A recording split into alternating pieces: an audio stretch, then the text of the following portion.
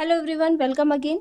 आज की वीडियो में हम क्लास 12 सेमेस्टर 3 हिंदी ए के सिलेबस में इंक्लूड नागार्जुन की कविता गुलाबी चूड़ियां को विस्तार से पढ़ने जा रहे हैं। कविता की शुरुआत हम कवि परिचय से करते हैं। बाबा नागार्जुन का वास्तविक नाम वैद्यनाथ मिश्र था। वह हिंदी तथा मैथिली भाषा के एक प्रसिद्ध कवि, उपन्यासकार और कहानीकार थे। नागार्जुन मैथिली में यात्री के उपनाम से रचनाएं लिखते थे, अतः इन्हें इस नाम से भी जाना जाता है। इनका पूरा जीवन यायावरी अर्थात घुमक्कड़पन में ही बीता, इसलिए आम जनता के जीवन तथा उनकी पीड़ा को गहराई से समझ सके। इनकी रचनाओं में आम जनता के सुख दुख, संघर्ष और जीवन का चित्रण मिलता है और उनकी आवाज़ में हमेशा जनता की आवाज़ मुखरित होती है, इसलिए इन्हें जनवादी कवि भी कहा जाता है।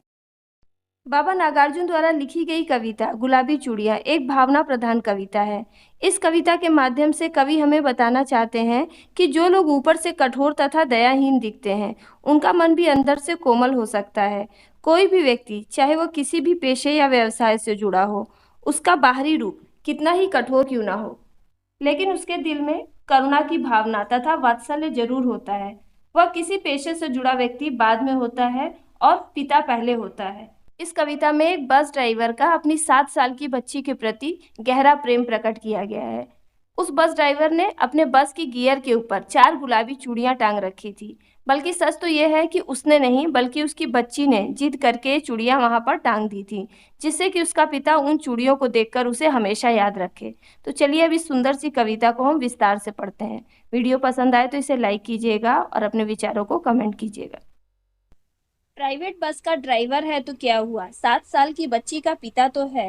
प्रस्तुत पंक्तियों में कवि नागार्जुन जी एक बस ड्राइवर के वात्सल्य को चित्रित करते हुए बताते हैं कि वो व्यक्ति किसी प्राइवेट यानी निजी बस का चालक है, लेकिन इसका मतलब ये बिल्कुल नहीं है कि वह दूसरे बस ड्राइवरों की तरह कठोर दिल वाला है। वो एक प्राइवेट बस का चालक है तो क्या हुआ, वह एक 7 साल की बच्ची का पिता भी है, अतः उसके दिल में अपनी बच्ची के लिए असीमित प्रेम भरा हुआ है। सामने गियर से ऊपर हुक से लटका रखी हैं कांच की 4 चूड़ियां गुलाबी। एक बच्ची का पिता होने के नाते उस बस ड्राइवर ने बस के गियर के ऊपर लगे हुक पर कांच की 4 गुलाबी चूड़ियां लटका कर रखी हैं। बस की रफ्तार के मुताबिक हिलती रहती हैं।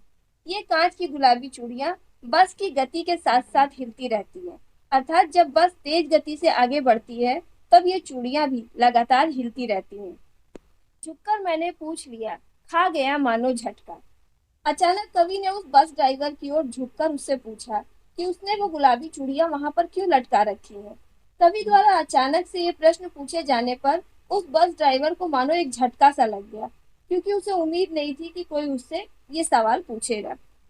अधेड़ उम्र का मुच्छड़ रोबीला चेहरा आहिस्ते से बोला। अधेड़ उम्र यानी प्रौढ़ व्यक्ति, मुच्छड़ यानी घनी मूछों वाला, रोबीला चेहरा यानी रौबदार चेहरे वाला, आहिस्ते से यानी धीरे से।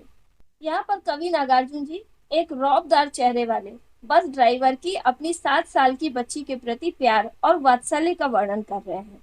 वो बस ड्राइवर अधेड़ उम्र का यानी एक प्रौढ़ व्यक्ति है। उसका चेहरा बड़ा रौबदार है और उसके चेहरे पर बड़ी बड़ी मूछें हैं, लेकिन फिर भी वह कवि से बड़ी ही विनम्रता से और धीरे से बोलता है।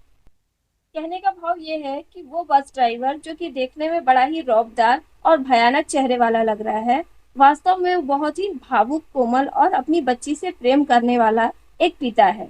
अतः हम कह सकते हैं कि किसी भी व्यक्ति के चेहरे को देखकर उसके स्वभाव के बारे में निर्णय नहीं लिया जा सकता। हाँ साहब, लाख कहता हूँ नहीं मानती मुनिया, टांगे हुए है कई दिनों से अपनी अमानत यहाँ अब्बा की नजरों के सामने। वो बस ड्राइवर कवि से कहता है कि हाँ साहब, और उसे बताता है कि उसकी एक बेटी है जिसने उन चूड़ियों को वहां पर टांग दिया है। उसने अपनी बेटी को बहुत समझाया कि वो इन चूड़ियों को यहाँ से हटा ले, लेकिन वो नहीं मानती। कई दिनों से उसने उन चूड़ियों को वहां पर टांग रखा है। ये चूड़ियां उसकी अमानत या पूंजी है, जिसे उसने अपने पिता की नजरों के सामने लटका रखा है, ताकि उसका पिता उसे पल भर के लिए भी भूल ना पाए और उसकी अनुपस्थिति में भी उसे हमेशा याद रखे। वो बस ड्राइवर अपनी प्यारी सी बच्ची के इस आग्रह को बिल्कुल भी ठुकरा नहीं सकता और वह उसकी इस अमानत को हमेशा अपने नजरों के सामने रखता है। मैं भी सोचता हूँ, क्या बिगाड़ती है चूड़ियां, किस जुर्म पे हटा दूं इनको यहाँ से। यहाँ वो बस ड्राइवर कवि से कहता है कि वह सोचता है कि अगर ये चूड़ियां यहाँ टंगी है तो इससे क्या फर्क पड़ता है, वे उसका क्या बिगाड़ रही हैं और वह किस अपराध में उन चूड़ियों को वहां से हटा दे। इसलिए वह उन चूड़ियों को वहीं पर टंगे रहने देना चाहता है। और ड्राइवर ने एक नजर मुझे देखा और मैंने एक नजर उसे देखा, और ये कहकर उस ड्राइवर ने कवि की ओर एक बार देखा और फिर कवि ने भी उस ड्राइवर की ओर एक नजर देखा। छलक रहा था दूधिया वात्सल्य बड़ी बड़ी आंखों से। दूधिया का मतलब यहाँ पर ममता से भरा हुआ। और कवि को ऐसा महसूस हुआ कि उस ड्राइवर की बड़ी बड़ी आंखों से दूधिया वात्सल्य यानी ममता से भरा हुआ पवित्र और कोमल प्रेम टपक रहा है। उसकी बड़ी बड़ी आंखों में अपनी बच्ची के लिए अपार प्रेम दिखाई पड़ रहा था। तरलता हावी थी सीधे साधे प्रश्न पर, और अब वे निगाहें फिर से हो गई सड़क की ओर। तरलता का अर्थ है कोमलता, हावी यानी भर जाना। वो बस चालक जो कि देखने में बड़ा ही कठोर और रौबदार लग रहा था, कवि द्वारा पूछे जाने वाले सीधे साधे प्रश्न को सुनकर वो इतना विनम्र लगने लगा जिसे देखकर ऐसा लग रहा था कि उसका मन अत्यंत कोमल हो उठा है। और अब वो बस ड्राइवर अपनी नजरें सड़क की ओर घुमाकर फिर से बस चलाने लग जाता है।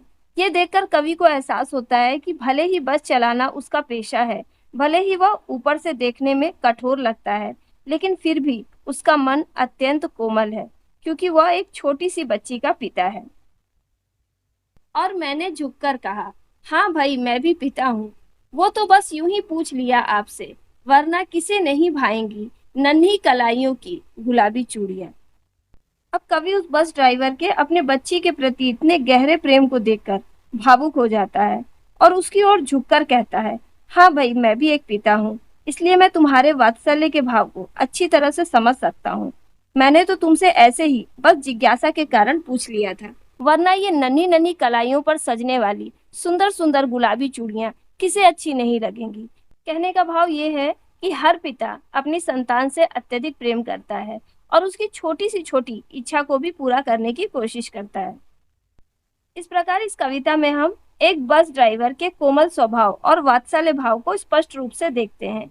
इस कविता के माध्यम से हमें पता चलता है कि कोई भी व्यक्ति किसी भी पेशे या समुदाय से जुड़ा हो या फिर उसका व्यवसाय कितना ही कठोर क्यों ना हो, उसके हृदय में करुणा, वात्सल्य तथा कोमलता के भाव अवश्य ही छिपे होते हैं। तो यहीं पर नागार्जुन जी की कविता गुलाबी चूड़ियां खत्म होती है। उम्मीद करती हूँ कि ये कविता आपको बहुत ही अच्छी तरह से समझ में आई होगी और बहुत ही ज़्यादा पसंद भी आई होगी। तो वीडियो पसंद आई हो तो इसे लाइक करें और अपने विचारों को कमेंट करें। धन्यवाद।